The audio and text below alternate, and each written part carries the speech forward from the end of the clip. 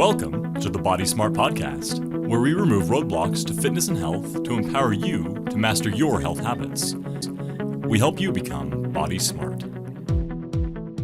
Welcome everybody to this awesome opportunity to interview Dr. Randy Steinfeldt, or Randall Steinfeldt. Randy's good. Randy's good, yeah. He is just a great athlete, a great person, and also, a great physician, and just has a cool story, well, many cool stories, honestly, of changing his health, of having major setbacks to performing and overcoming that, and, just being able to balance out fitness and life. Just a lot of life lessons learned there from a physician that, helps people try to stay healthy in their own life. So I'm excited to have him on. I've interviewed him before, right before he went to Kona in 2019 to compete in the Ironman World Championships, and that was such a cool opportunity. And I actually got the opportunity to go out there and participate in the medical tent. And that was awesome, and to be there for the week with you and just a special event in my life. So I can't wait to go back and maybe get that bid one day too. Yeah, compete. it'd be cool. It'd be fun. So. Anyway, without further ado, this is Dr. Randy Steinfeldt. Tell us kind of about how you got into just fitness and exercise in general, because you're kind of an adult onset endurance athlete, if I remember right. You would say that, yeah. So I never was very athletic in my teenage years. I didn't play any little league sports or anything like that. Interesting. And I went to high school. A bunch of my friends were playing on the football team, so my sophomore year I did play. Well, I was on the football team. I didn't get to play. Sure. It was too terrible. But it wasn't my thing. Didn't do anything my junior year, and then my senior year, a friend of mine told me there's something about a swimming team that was just getting started at Bingham High School. Oh, nice. And so I go, I think I can swim. Yeah. And so that was the first time I ever swam competitively, and it was an eye-opener. Never having, I swam for fun, and then all of a sudden they expected you to finish in a certain time frame and stuff like that. Right. And I thought I was going to die the first few workouts that I did. But it was... Yeah, getting the breathing down. That was it. That was it. I mean, and then life came along. I didn't really do much. I stayed physically active just in my regular daily life, but I didn't do anything. I think it was around 83 would be my guess, is when my brother had mentioned something about triathlon and the Ironman. Yeah. And he had heard about it. Of course, the first Ironman was in 1978. Yeah, so it wasn't very old. It wasn't very old. Yeah. And I think the first triathlon was 1975 or something like that. So it was really pretty young. Yeah, still a new sport. Yeah. And I remember hearing about these ridiculous lengths that the Ironman included, a 2.4 mile swim, which was just unheard of for me. Right. 112 mile bike ride, and then a 26, full marathon. And I just thought, that's crazy. Those are superhuman people to do that kind of stuff. Right. And in retrospect, I think that there was a little something that was seeded, though, that, I wonder if I could ever do that. But I mean, It was so tiny in the back of my mind that it didn't, that was it. Just a tiny little seed maybe planted. From there, I go to college. And I go to medical school. Each year, I'm gaining more and more weight. Well, and you're having a family. All those things that kind of lead to that. And I grew up on a little farm, so I was very physically active, and that's not what you're doing in medical school. Right. I mean, you're doing a lot of sitting, but I didn't change the way I was eating. Sure. And so, you're going to put weight on. Then I get to residency, and you do a lot of poor sleeping and a lot of sitting. And a lot of eating, because you need energy. Stay. No, I don't know that you need it, but I certainly was putting it in. Sure. Well, to stay awake and whatever. Just to stay active and so and it's I didn't choose the most healthy food to eat. So by the time I finished residency, I think I'd gone, when I graduated high school, I was probably around 190 pounds. I was pretty skinny. Yeah. For 6'4". Yeah. By the time I finished residency, I was probably pushing 250 to 260, somewhere around there. Yeah. A few years after that, 270, 280. Right. And at age 38, I think I hit my peak to just under 300. Okay. Again, I wasn't doing anything. I still, I liked going backpacking and stuff like that. But my goal when I was backpacking was, let's see what little I can do after I get to camp. Mostly pull a book out and put my feet in the lake and enjoy the outdoors. But I didn't want to do anything too active. So then at age 38 is when I I need to back up a little bit, because it was before I made my first change. Yeah. I've got to say that the change started before that, and I think that's important for people to understand, because I think oftentimes we all start, I need to change something, whether that's stopping smoking or, I'm trying to stop any type of addiction or try to get in better shape or anything like that. It sits in the back of your head and it makes you start thinking, and that may take years, and it did in mine. Yeah. That it was years that it was gnawing on me in the back of my head before I actually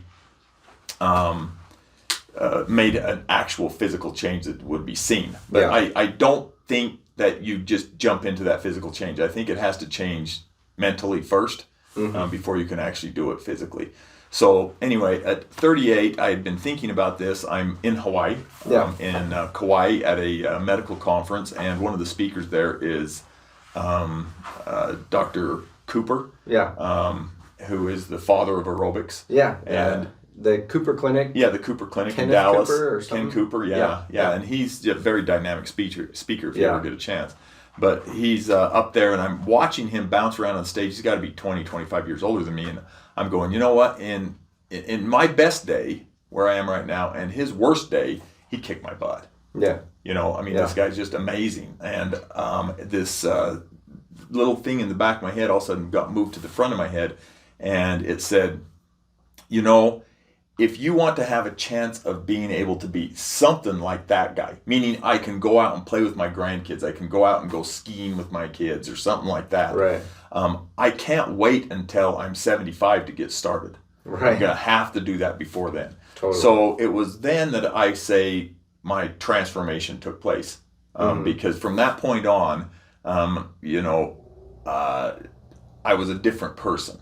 Yeah. And it was so real that I can picture to this day the exact chair I was sitting at when that change took place. Now, was this Ironman? No, this wasn't Ironman. Didn't have anything to do with Ironman. It wasn't an Ironman medical conference. No Ironman medical conference. The Ironman thought was still tiny. Okay. That was I just thought I need to get in better shape, or I'm going to end up with diabetes. I'm going to end up with hypertension. I'm going to end up with. Right. Well, you're managing these patients every day that have these conditions, and it's like, I'm. Well, and I did feel that I felt hypocritical too, because I'm telling them, you need to lose some weight, and here I am, 300 pounds. You need, you do better with your diabetes if you would be more active, and I sit all day long, and so so there was some guilt there. I think that kind of motivated me as well to say, well, you need to dance the dance if you're going to sing the song, right? Right. And so I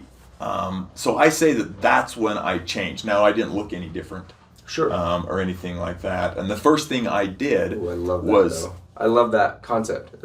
I made the change even though I didn't look any different. Yeah. I didn't look any different, but I felt different. Yeah. I go, okay, I'm not that person anymore. Right. And it was a true transformation. Yeah. Though no one could see it, but I could feel it. Right. But I think that speaks to the process. Like, it's not an overnight thing that I decided to become fit, so now I am.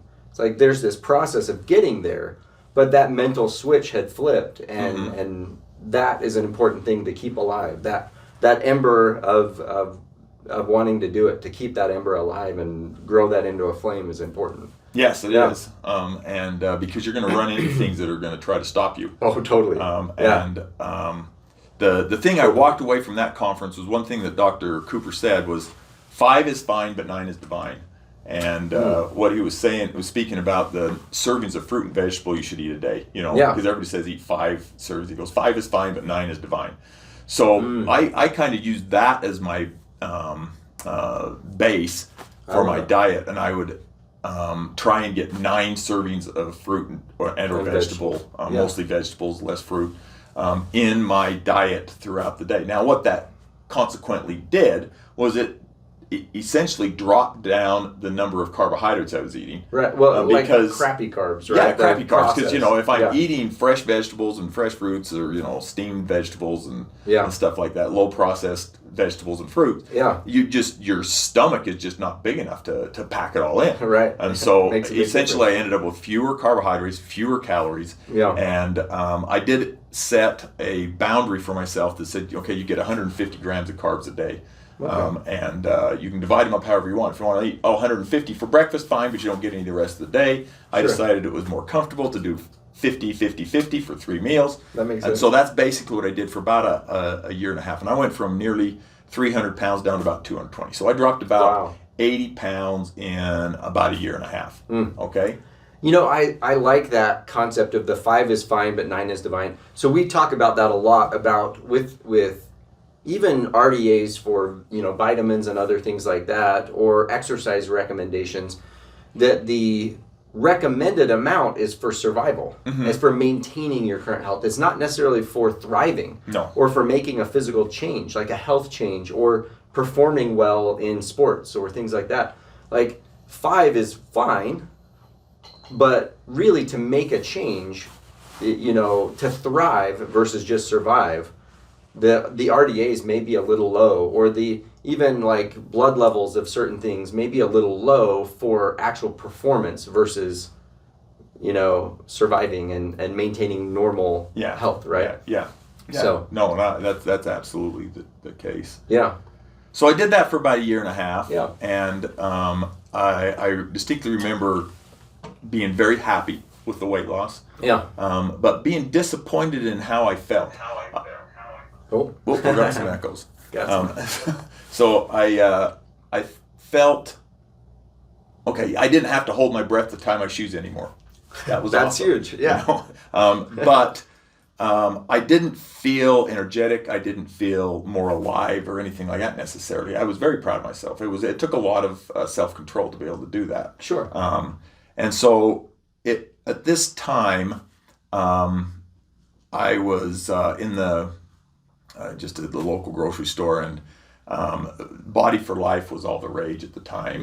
I had several patients tell me, and this is hopefully doesn't offend anyone, but a lot of times as a physician, I will have patients come to me and they will tell me, I'm doing this. Oh, really? Well, what is that? So I'm doing Body for Life. Oh, what is that? Well, you can only eat 500 calories a day, and you've got to exercise, 6 to 7 hours a day. And I'm going, wow, that seems a little excessive, Yeah. So I see this book, and it's Body for Life by Bill Phillips, and I grab that book and I take it home and I start reading. I go, well, I'm not sure these patients actually lived the Body for Life, because that's not what it says in the book. Right. And it's what people take out of things sometimes versus what the actual message is can be different. Yeah. Yes. And so I read the book. It's a very well written book, and it gets you enthused. I can do this. And of course, in the cover, there's all these before and after pictures. Now, being a skeptic, which I certainly am, I said,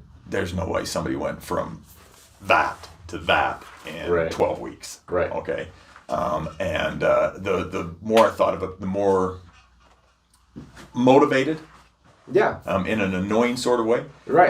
To say, I'm going to show you. I'm going to show you that that's not true. Yeah. You shouldn't be deceiving people like this. And so I'm going to sign up for your competition. But if I'm going to do that, to be fair, I have to give it my full effort. Yeah. I can't say you were a liar when I didn't do my part. So I was very diligent for that 12-week time frame, and I even bought his supplements, which I don't know how much that actually did. Yeah. But I didn't want to have any excuses. Right. That I did the I full did program. everything. Yeah. I did everything that you asked me to do.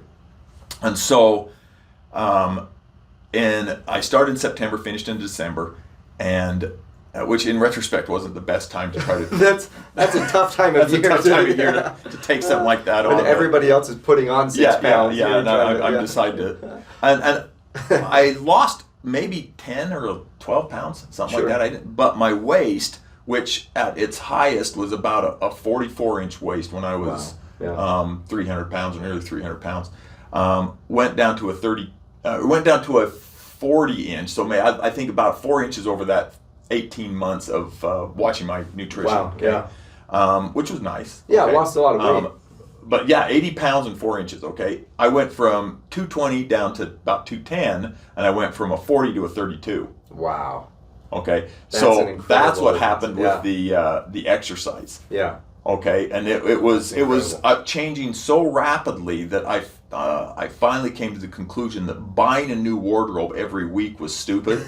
So my shopping would be going to Walmart, and whatever was on their clearance rack is what I would choose. Nice. Okay, and I'm only buying this for a week. Right, And it 'cause- doesn't need to be fashionable because it's temporary. Right. But I can't have these baggy clothes draping all over, especially pants, is wrinkled all the way around the waist and stuff like that. So, Right. So Oh, man. that's basically what I did for a little while I dropped that those inches. That's crazy. Over that time period. And so, but I still, no idea. I had no intention of endurance athletic stuff. This was just to get in shape and things like that. Now, one thing I think that I need to mention is I needed a reason to do this. Sure. I found that my health was insufficient. And when I reflect back on when I was listening to Dr. Cooper, I thought, what was it that really motivated me? And I came to the conclusion it was my yet-to-be-born grandchildren. Yeah. Because at the time I didn't have any grandchildren. And so it was, I want to be there for my grandchildren. And so I couldn't, it was nearly daily when it would be making a food choice or deciding whether I wanted to do my exercise or not. Right. My question or statement would be, okay, you won't do this for yourself, but will you do it for your yet-to-be-born grandchildren? I used that statement multiple times. Yeah. And the answer stayed yes. Okay, I won't do it for myself, but I will do it for them. That's fascinating. So I once interviewed a guy that climbed Everest, and that was also his thing, is like when that alarm goes off at 5 a.m. so that you can get your big workout in before your day starts. Like he said the same thing, like I wouldn't get out of bed for me. Like the motivation to do that for me ran out a long time before. But he wanted to prove to his grandkids that he could do something hard. And so like that's what got him out of bed to train for Everest, was like, I will do it for them though. I will get out of bed for them, even if I won't do it for me. I think that's fascinating that same message was resonating with you. Well, I think that you do have to choose something bigger than what you are. I just don't think you're big enough to do really hard things. When it can't be weight on the scale, it can't be how I look in the mirror. Those things don't motivate us long term. And when we, screw up, when we have a birthday cake at a birthday party, which you should be able to have. Yeah. And so you feel a little bloated that next morning, it's really easy to just blow the whole thing up. Well, I screwed up, so screw it, I can't do it. Right. Versus like when it's for your grandkids, it's more of like I can get back on the wagon. Yeah. I can do this. Interesting. No, and so that was my motivator. That was my little mantra. That's awesome. So it was probably, that would have been December. I think it was that next spring I continued to do the Body for Life type of activities and stuff. And it was in that next spring that a neighbor girl said, Mr. Steinfeldt, will you do a triathlon with me? My dad won't do it with me. Will you do it with me? That's really not my thing. I've got something that's working. I'm just going to keep doing that. And I resisted a few times. And then that little seed that was planted, back in 81 to 83, sometime in there. Yeah. A decade ago. Yeah, more than a decade. Yeah. We're talking several decades ago, because I would have been about 20 and now I'm about 4, so about 2 decades ago, about 20 years earlier. Yeah, wow. And I go, okay, let's try it. So I had to change my training. Totally, yeah. And I had to get a bicycle. My first bike ride, even after getting in shape as far as lifting weights and doing runs and stuff like that. Totally different. I got on that bike. Yeah. My first bike ride was 2 miles, and I thought I was going to die. And your quad's just on fire. Yeah, oh yeah. Honestly, I stepped off my bike and my legs buckled, and so I said, this first triathlon I did was a tiny mini triathlon. You swam in the pool, and I think the bike ride was 5 or 6 miles, and then like a 1 mile run or something like that. Yeah. And that was leading up to this triathlon that this neighbor girl had said, we kind of challenge each other to do. So I had done 2 or 3 small triathlons, pool swim triathlons, and then my first open water was at Pine View. I did that, I think it was 2005 was when I did that first triathlon. My family went up there to watch me. I can talk way too long. I'll condense it. I crossed the finish line. My son said, "Wow, Dad, you look terrible." Well, as only a son can do, right? Yes. That was cute, but I felt great. Yeah. I had done something really difficult. Yeah. I felt fantastic. I was. Was it what distance? Olympic distance? No, well, it's its own distance because you ride around Pine View, so it's a little longer than a sprint. The run was a 5K, so I guess you'd call it a sprint. Okay. And that's all that I felt I was up to. Sure. I was so, between that one and the previous couple that I had done, I was hooked on triathlon. It was different than anything I had experienced, in that everybody there wanted you to do the best you could do. Yeah. Oh, they were highly competitive. Don't get me wrong. You won't find more competitive people than triathletes, okay? Sure. But they also wanted you to have the best day that you could have.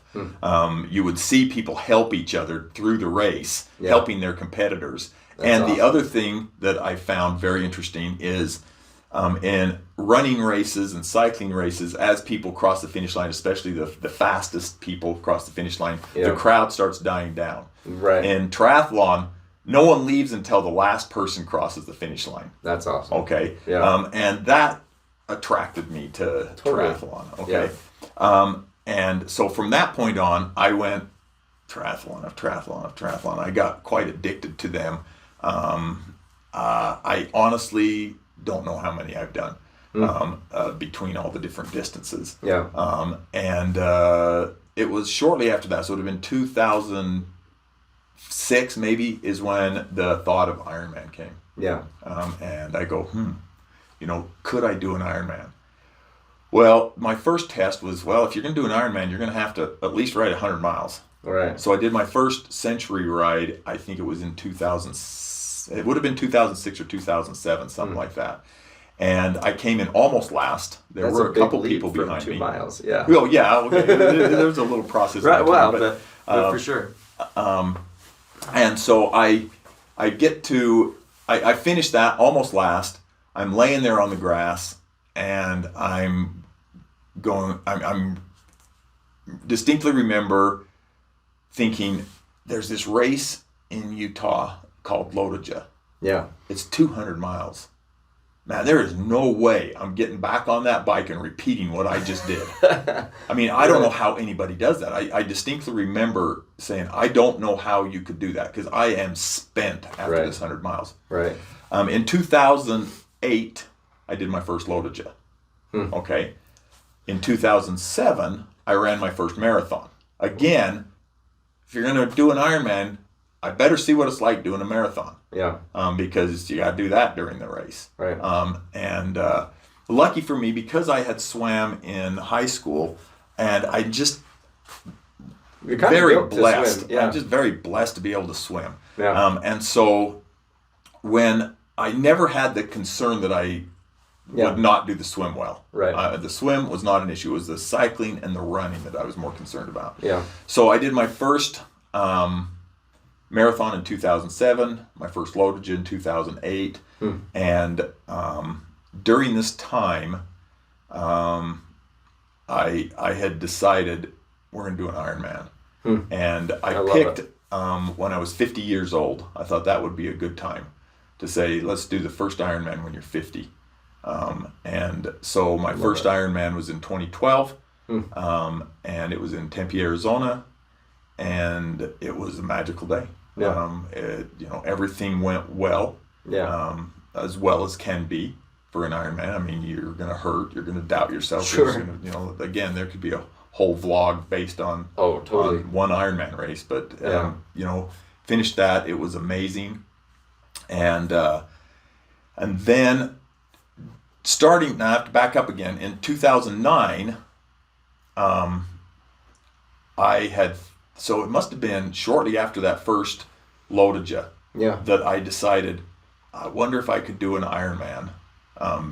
And because in 2009 I started volunteering at the medical tent in Hawaii. Nice. And I did that because that would be one way that you could qualify for Hawaii, because they do one drawing a year for all the medical volunteers for the next year race.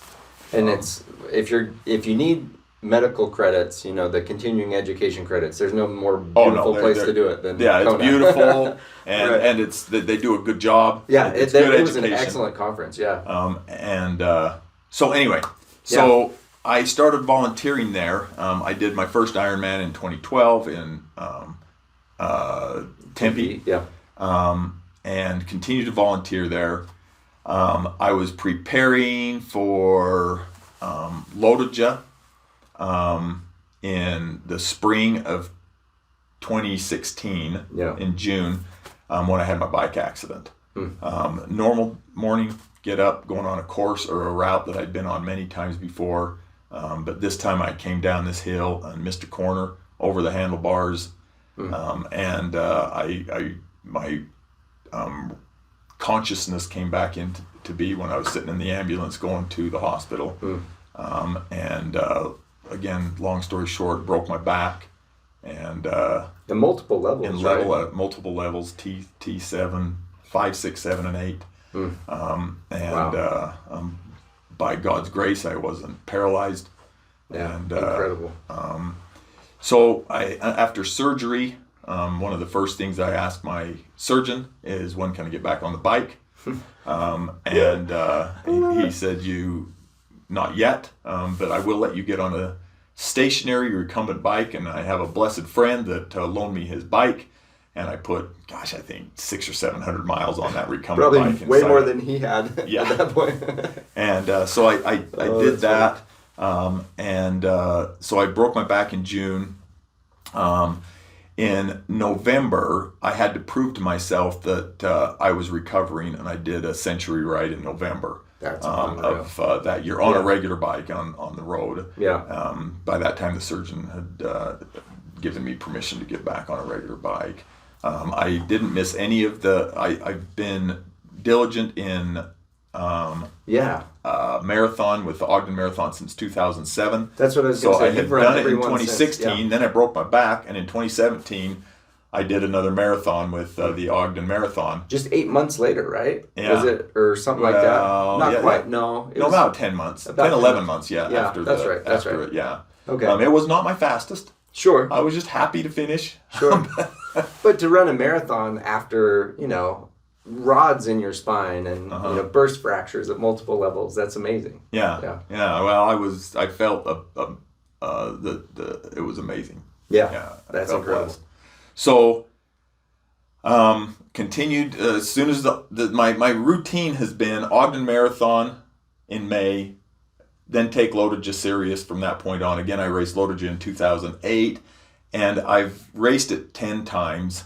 And how many times have you won your age group? 3 times. 3 times. 3 times. It's pretty amazing.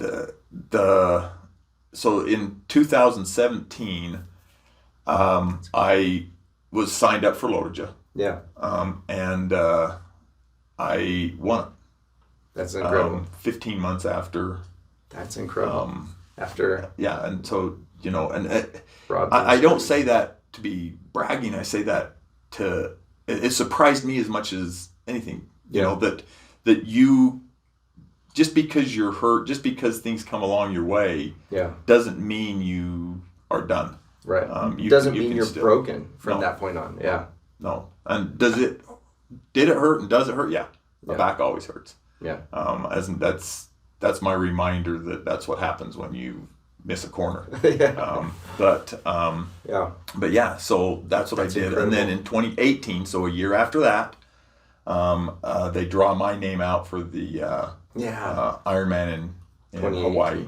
Yeah. And so in 2019, I was really privileged to be able to race that race. That's incredible. And I could go, there are so many coincidences that happened. 2019 was exactly when I was supposed to race that race. There's no doubt in my mind. There are too many coincidences that lined up for that year. Right. Well, it definitely wasn't 2020. No. Because we have one more year. And my mother died. My mother dies in 2020. Oh my goodness. Okay, so if I wouldn't have raced in 2019, she couldn't have been there for my Hawaii race. Yeah. And then you've got 2020 that it's canceled. Just blown up. 2021 it's postponed. Right. As a result of 2020 being canceled and 2021 being canceled, they turned the World Championship into St. George, which I signed up for in 2019, expecting to do it in 2020. It gets postponed until 2022. I raced 2 World Championships back to back, neither one of which I qualified for. I'm pretty sure that's a record. That's gotta be. That's gotta be a record. That's awesome. Only guy to race 2 Ironman World Championships without qualifying either one and having a back to back. Yeah. That's awesome. Not a record that I don't think it's going to be in the Guinness Book or not hanging that on the wall necessarily. But it just there were too many coincidences that happened, and it's been a great journey. Yeah. Well, just to me, there's just so many elements of that, of like just important things for everyone to realize with their own personal fitness is like, no matter how out of shape you might feel you are, you can always make forward progress. You can always make a change. And I think you have shown that you can do that. And no matter how injured or broken you are, like, you can come back from that. And pain to me is just your body's way of communicating, like, hey, there's something here.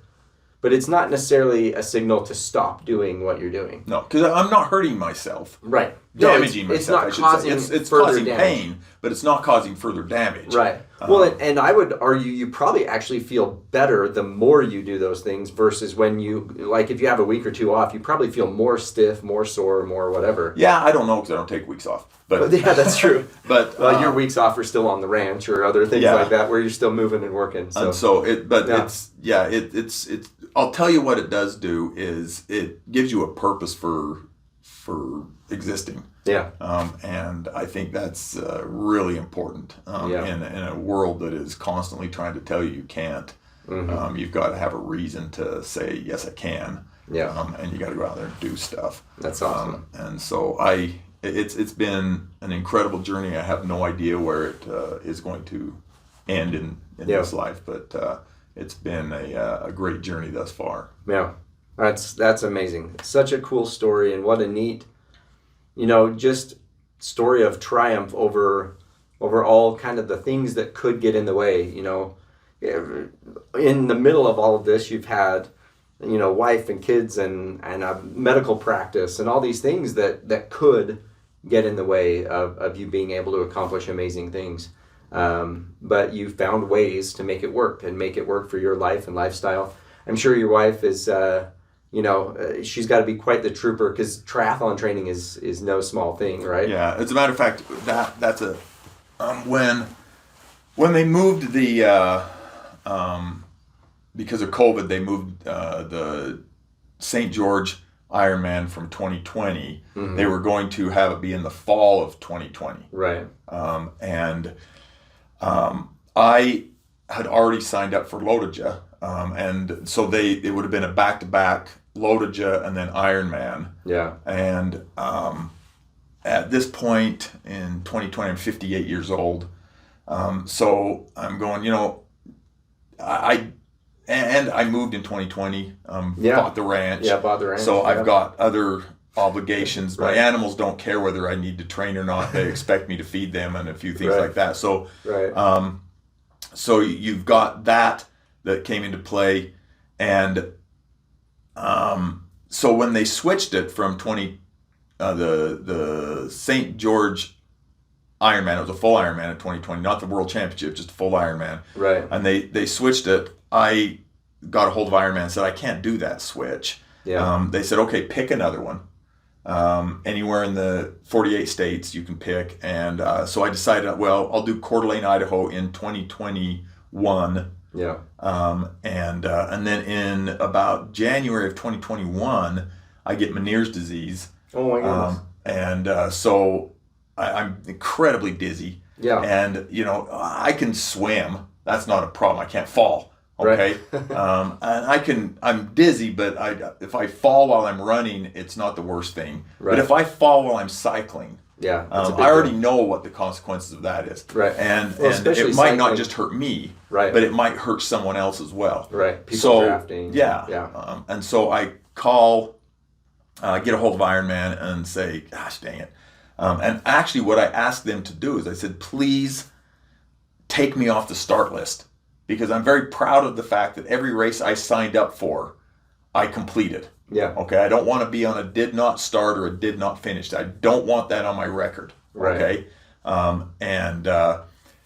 They were gracious enough to say, look, you can move your entry one more time.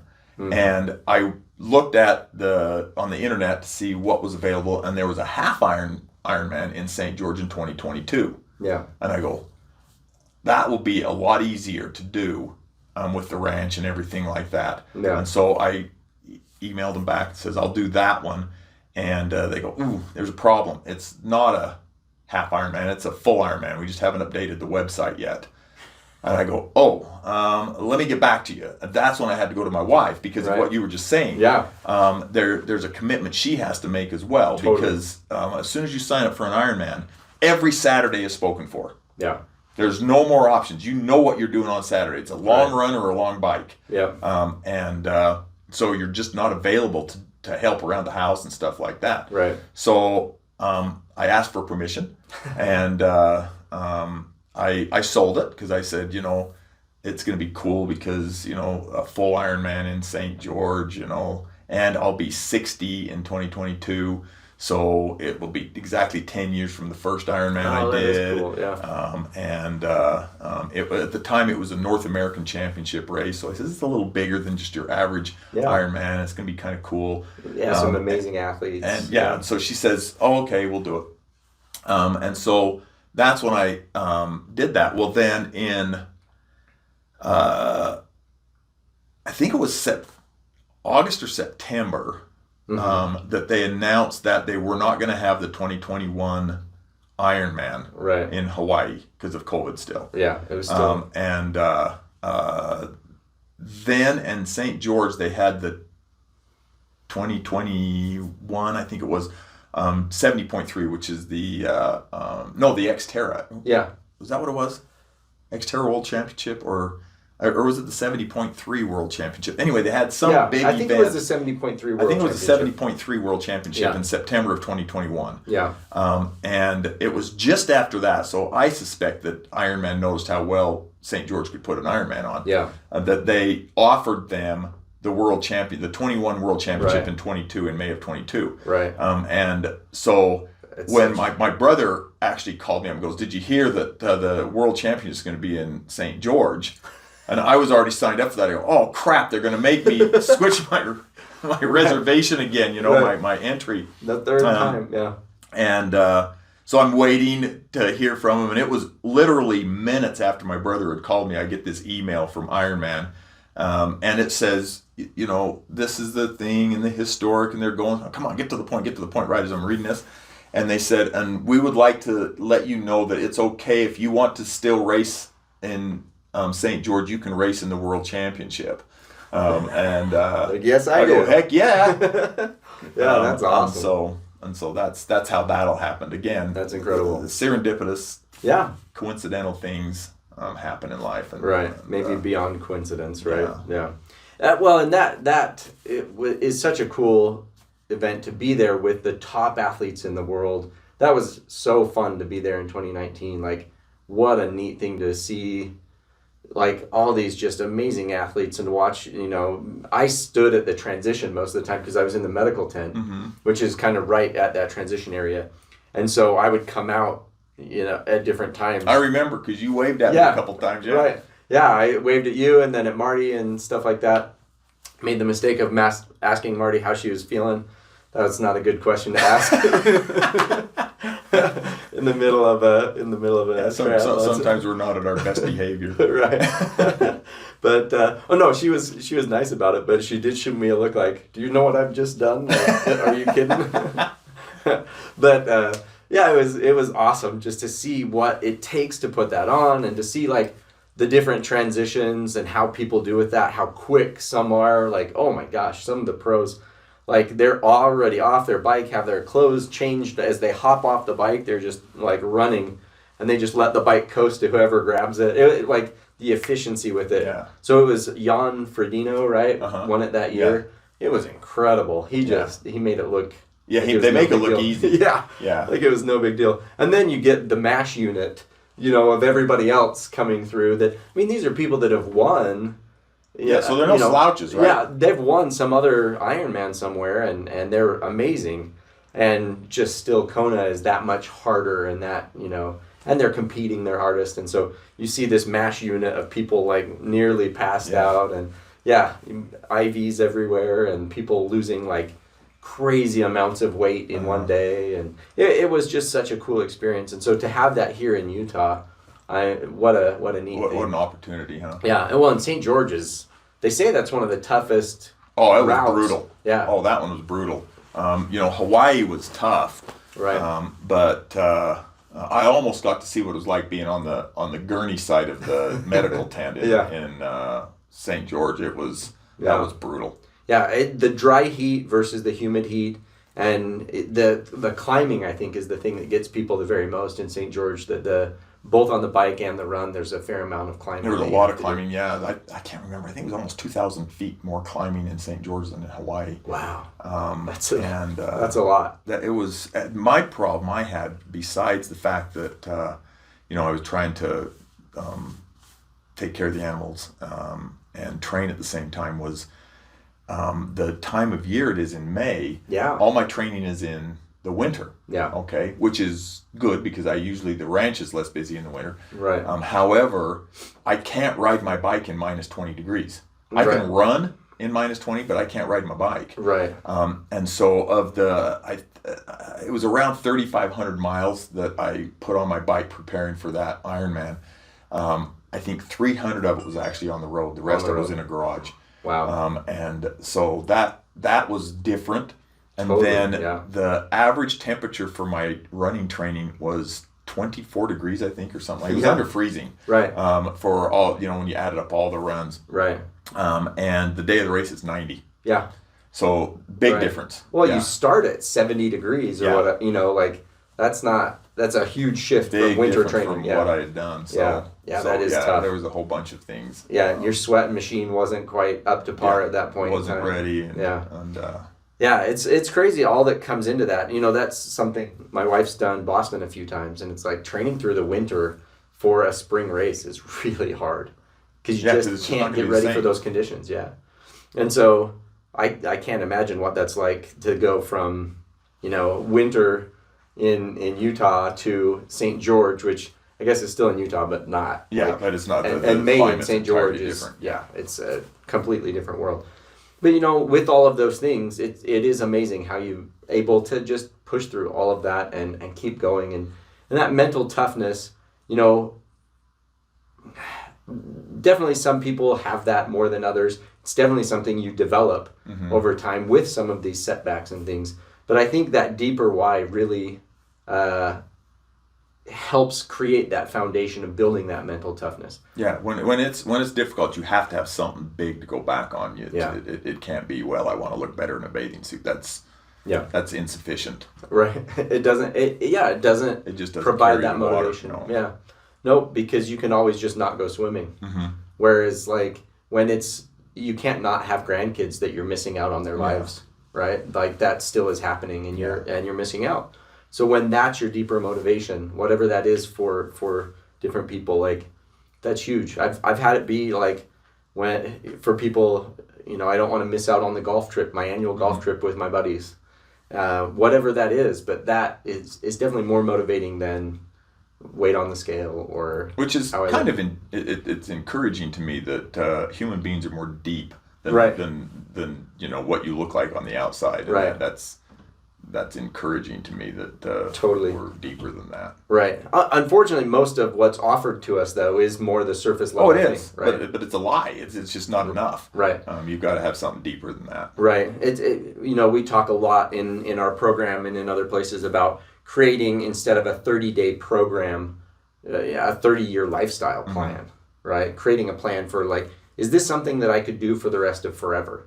Well, then that's what I probably should be doing for my training instead of, and quite frankly, like you can keep competing in Lotoja or in Ironmans for the rest of your life. It's, the pool becomes smaller who you're competing against. Yeah. So that's, it's nice, but you really can keep doing that forever. And the expectations change a little bit of what excellence looks like or whatever. But I love that, to think of more of a long-term strategy of how do I make sure that I can keep being me for the rest of forever, and not let age or other things get in the way of that. How you mentioned that there's a 10-year gap from your first to your second, or not your second, but your it was my second Ironman. Yeah. What was the 10-year gap? Yeah. Well, no, third. Yeah, because I did 2012, 2019, and then 2022. Right. But didn't you have to do another one in 2018? I had to do at least a half. Okay. In order to keep my qualifying spot. I see. Okay.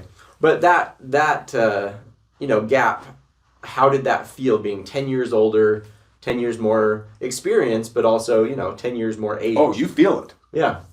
Yeah, especially between 50 and 60. I think between 30 and 40, I don't think you feel as much different as you do between 50 and 60. Yeah. Yeah. And my dad, who's 84, says, wait till you're 80. He goes, for between 80 and 81 is a big difference. And so that does happen. Right. And I'm sure that does accelerate somewhat, just like time accelerates as we get older, right? Like the passing of time seems to speed up.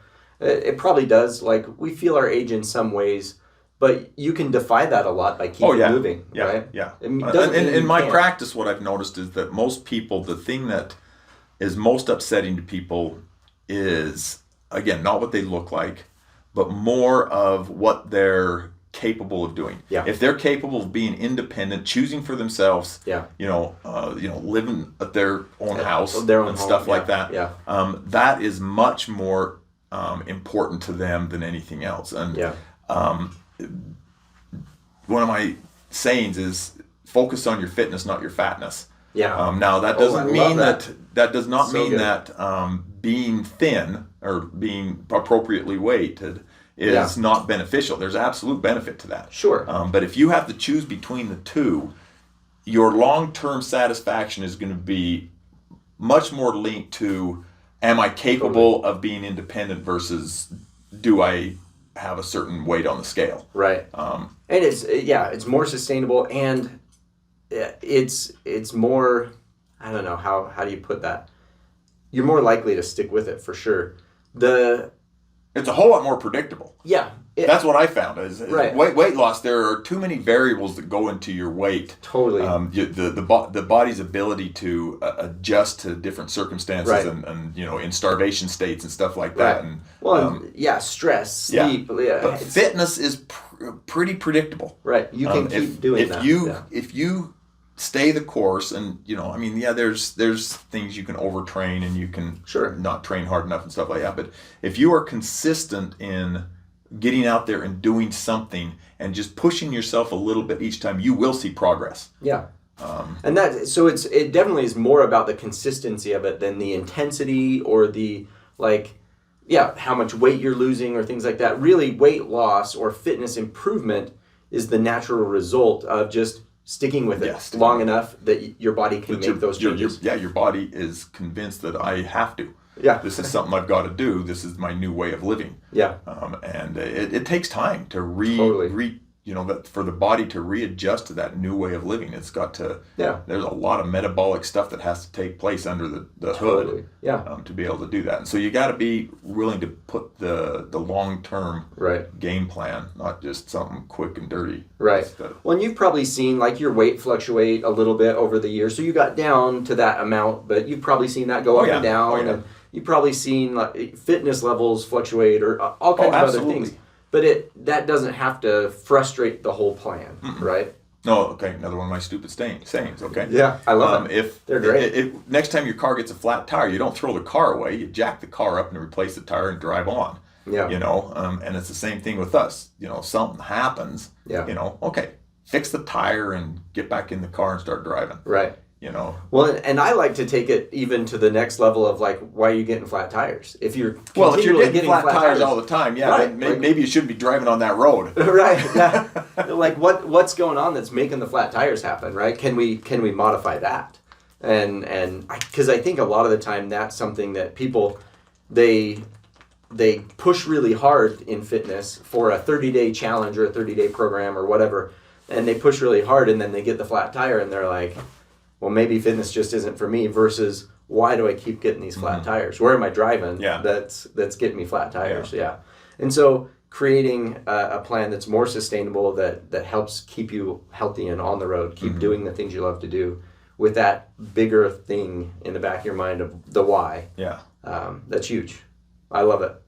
Well, I could talk forever. But right. Well, both of us can. We do our have the gift of gab. Yeah. But so just wanted to share his story with everybody because I think there's so many lessons to be learned there. So thanks so much for joining us today. Again, Dr. Randall Steinfeldt. So he is at the Intermountain Clinic in North Ogden. So awesome physician as well. Good one to see that will keep people on the road instead of telling them not to exercise. I always think of the whole do no harm thing, right? That's that pledge you make as a clinician to do no harm, and how often people are told, well, just stop running. Oh, that drives me nuts. Drives me crazy. Because in a way, you just did harm. Because their health and their fitness is going to fall apart. And that's more problematic than a little bit of knee pain or a little bit of back pain or whatever. Oh, yeah. So telling somebody to stop exercising, you just kind of doom them to even poorer fitness than before. Which is going to just complicate and make the whatever pain you're having. You thought it was bad before. Right. Stop moving and see what it does. Yeah, exactly. And so he's a physician that will give you advice of keep on moving and let's figure out how to like excuses. So right. Let's figure out how to make this work instead of just stop moving. So I love that perspective, and I that's why I go and see him. So awesome stuff. So definitely reach out, Intermountain Clinic in North Ogden. So anyway, you're not terribly active on social media, a little bit, but. Yeah. I was going to say, as far as following your journey. Yeah, I really don't have. When I was preparing for that Ironman in St. George, or not St. George, in Hawaii, I was pretty diligent on Facebook. Is about the only thing I did. You're posting some of your rides and stuff. Those were fun to follow. But So I mean, I do have a Facebook page if they wanted to go on there and look at the. I did make that video. Yeah, that was amazing and stuff like that. Yeah, that was a cool video that he made, kind of detailing his journey that he made for. Not only did he race at Kona, but he was then one of the speakers as well, talking about his journey and everything. So really cool video there. So thanks again so much for joining us. You bet. Anytime. Thanks for hopping on, everybody. Awesome to see a bunch of people on there getting to learn about his journey. And we will catch you on the next one. Thanks so much. Thanks for listening to the Body Smart Podcast. Join us in the Body Smart community on Facebook to share your successes or ask a question for our next episode. Now get out there and take the next step toward living your active lifestyle.